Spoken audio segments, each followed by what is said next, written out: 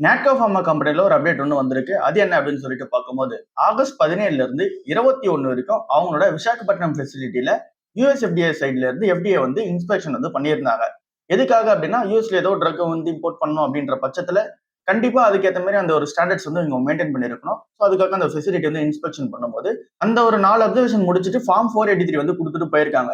So form 483 அப்படின்ற பட்சத்தில் என்ன அப்படின்னா, நீங்க ஒரு ட்ரக் வந்து இம்போர்ட் பண்றீங்க அப்படின்னா, அதுக்கான கரெக்டான மெத்தட்ஸ் வந்து நீங்க ஃபாலோ பண்ணலன்னு அர்த்தம். அதை நீங்க வந்து கொஞ்சம் சரிப்படுத்திக்கிட்டாலே போதும். அந்த மாதிரியான ஆக்ஷன் தான் நீங்க வந்து எடுக்கணும். கம்ப்ளீட்டா பேன் பண்ற மாதிரி அந்த மாதிரி விஷயங்கள்லாம் வந்து கிடையாது.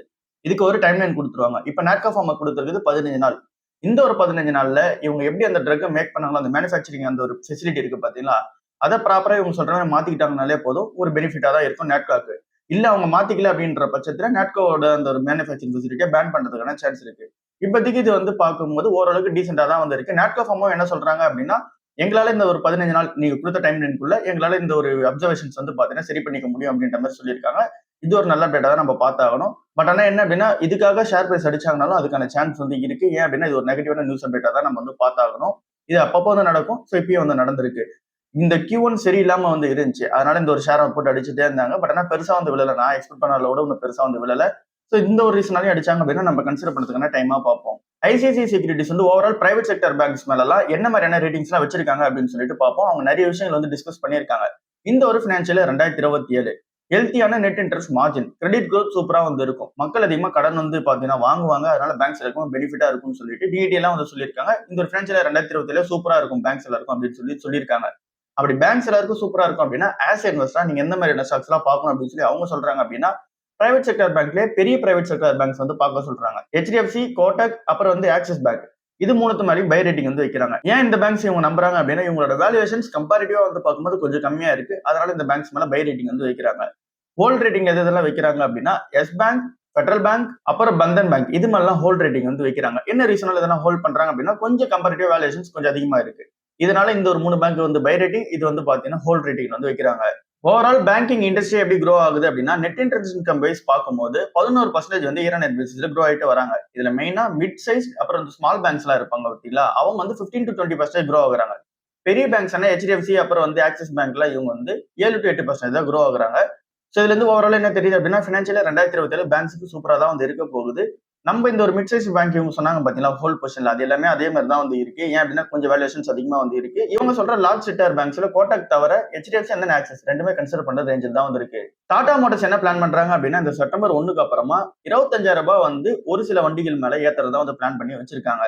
ஏன் இந்த அளவுக்கு பிரைஸ் ஏத்துறாங்க அப்படின்னு சொல்லிட்டு நம்ம புரிஞ்சுக்கணும் அப்படின்னா, இவங்களோட ரா மெட்டீரியல்ஸோட அந்த காஸ்ட் வந்து ஏறுது, கமாடிட்டிஸோட காஸ்ட் வந்து ஏறுது. இதெல்லாம் ஆஃப்செட் பண்ணும் அப்படின்ற பட்சத்துல கண்டிப்பா பிரைஸ் ஹைக் வந்து பண்ணி ஆகணும். ஏப்ரல் மந்த் அப்போ இந்த வருஷத்துல ஃபர்ஸ்ட் பிரைஸ் ஹைக் வந்து பண்ணாங்க. அதுக்கப்புறமா இதுவே வந்து பாத்தீங்கன்னா 3வது வாட்டி. சோ கண்டினியூஸா பிரைஸ் ஹைக் பண்ணிட்டே வராங்க. ஓவராலா இப்ப இந்த பிரைஸ் ஹைக் பண்ணது எவ்வளவா இருக்கு அப்படின்னா 50,000 ரூபாவா வந்து இருக்கு ஒரு வண்டிக்கு.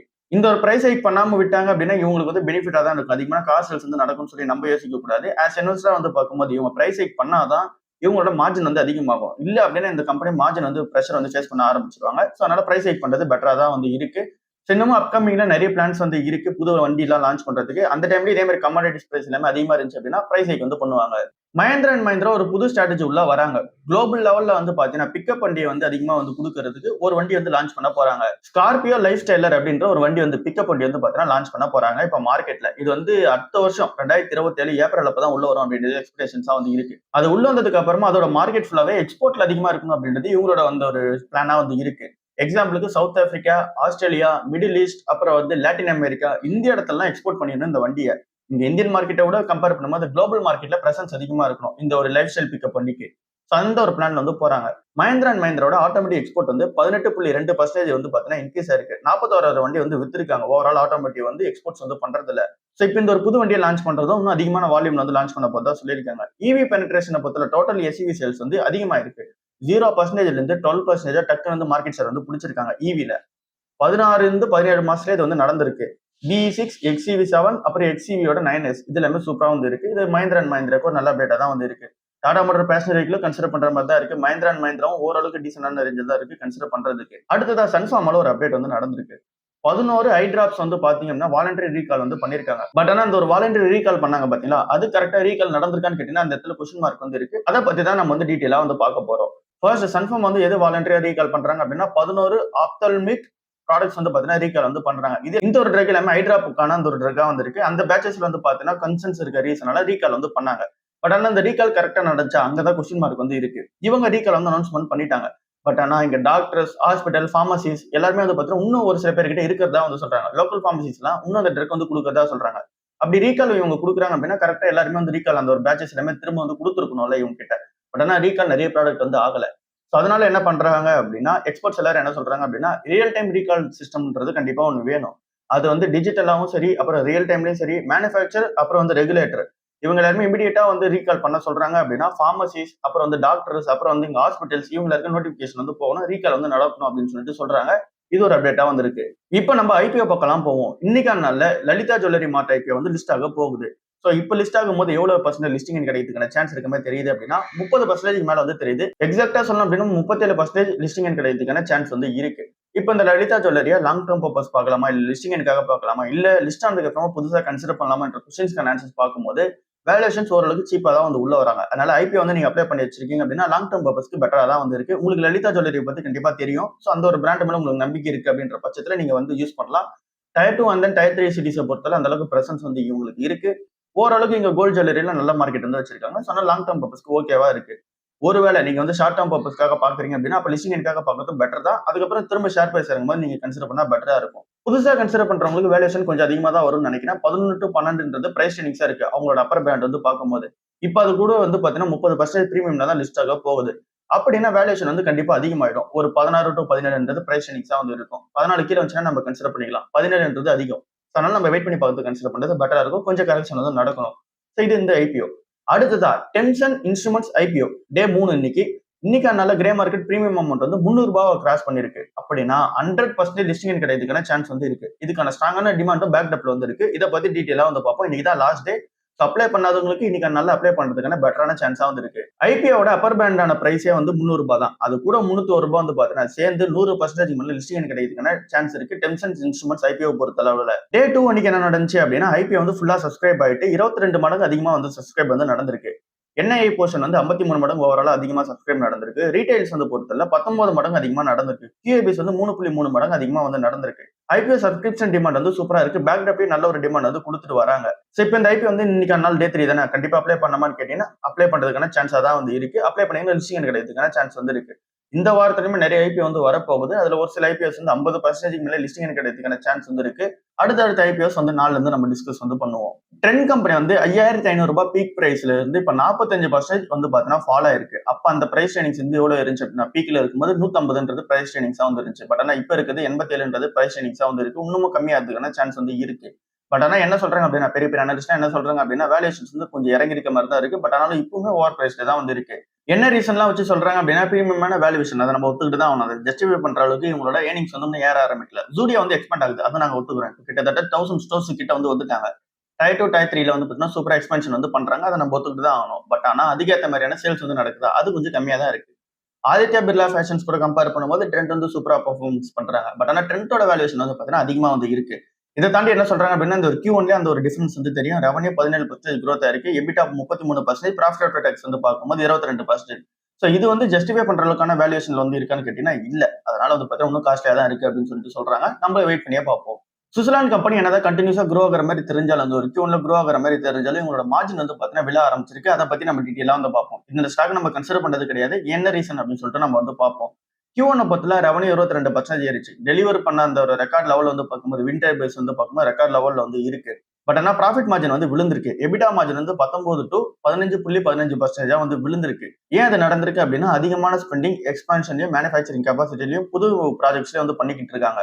கம்பெனி அவங்களை எக்ஸ்பேண்ட் பண்ணிக்கிறாங்க. விண்ட் டர்பைன்ஸ்ல இருந்து மட்டும் இல்லாம அதுல இருந்து சோலார் அப்புறம் வந்து பேட்டரி ஸ்டோரேஜ் அப்புறம் ப்ராஜெக்ட் டெவலப்மெண்ட் இன்டர்நேஷனல் மார்க்கெட்ஸ் இதுல எல்லாத்தையும் அவங்க எக்ஸ்பேண்ட் வந்து பண்ணிக்கிறாங்க.